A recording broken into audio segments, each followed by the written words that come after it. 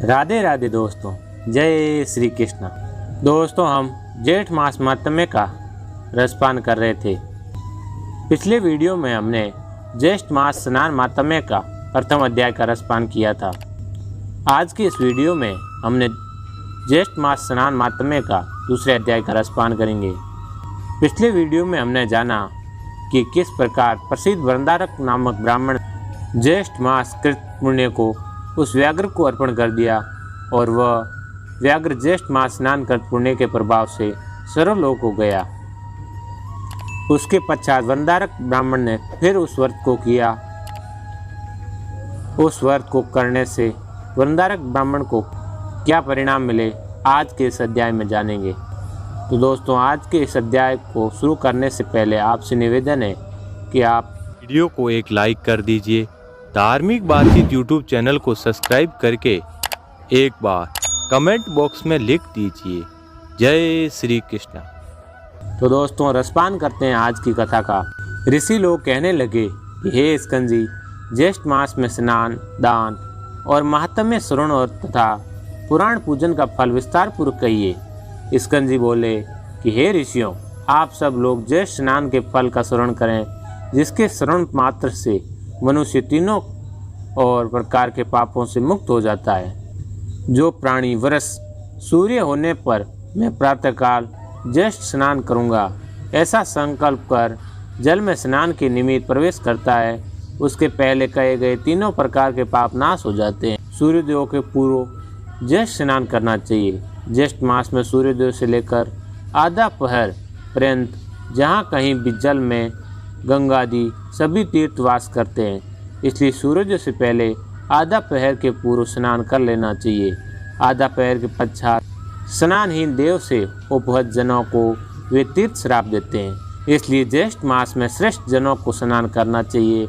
ईर्ष्या, धन, लोभ, सेवा, हट, लोकापवाद निमित्त, स्वेच्छा, भय, पाखंड, सुलख्या आदि किसी भी उपाय से ज्येष्ठ स्नान करना चाहिए।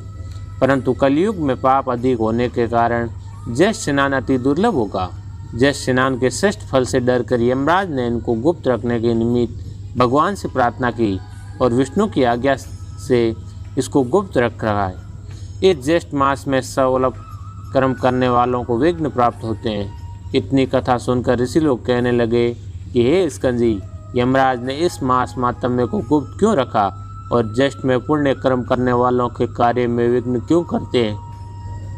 हे स्कंजी, हमारी ये सब सुनने की इच्छा है, सो आप हमें कहिए। स्कंजी बोले कि इस विषय में मैं तुमसे एक इतिहास कहता हूँ, जिसके श्रवण मात्र से तुम्हारे सब संदेह दूर हो जाएंगे। प्रथम महिष्मतिपुर में कनक नाम का ब्राह्मण रहता था। वह समस्त विद्या से हीन, मूर्ख और परिंदिक था। वह कृषि कर्म को करने वाला और नित्य क्रय विक्रय किया करता था और भी अनंत व्यवसाय से वह अपने कुटुंब को उदरपूर्ण करता था। इस पर भी उस दुरात्मा कुटुंबी को तृप्ति नहीं हुई तो उसने उदर पूर्ति के निमित्त मार्ग में पथिकों का वध करना आरंभ कर दिया। फिर भी उसको तृप्ति नहीं हुई तो उस द्विजाधम ने चोरी करना भी आरंभ कर दिया। इसी प्रकार वह नीच ब्राह्मण महिष्मतिपुरी में रहता हुआ इस प्रकार के कर्म किया करता था। एक दिन उसको चोरी करते हुए देखकर ग्रामवासियों ने उसको पकड़ लिया तथा उनको बांधकर खूब मारा और फिर ग्राम से निकाल दिया। कुछ दिनों तक वह ग्राम के पास ही वन में जाकर रहने लगा और रात्रि को घर में आकर पुनः वन में चला जाता और वन में पशुओं का वध करके वह निर्दयी उनको खा जाता था। ये कर्म करते हुए उसको बहुत दिन बीत गए। उसके पश्चात जब एक समय ज्येष्ठ मास आया, तब वह कनक ब्राह्मण अर्धरात्रि के समय वन से ग्राम में आकर और वस्त्र और अलंकार की चोरी करके पुनः वन को चला गया। मार्ग में नदी को देखकर उसे तैरकर पार किया। उस समय अज्ञानवश उस ब्राह्मण ने स्नान किया और प्रतिदिन वह इसी प्रकार से रात्रि को ग्राम में आकर चोरी करता और चोरी का धन लेकर प्रातःकाल समय नदी में स्नान करता हुआ वन में चला जाता। इस प्रकार अज्ञानवश स्नान करते हुए 1 मास बीत गया। हे ब्राह्मणों, ज्येष्ठ शुक्ल चतुर्दशी की रात्रि में वह धन वस्त्र की चोरी करके गठर बांधकर नगर से बाहर आया।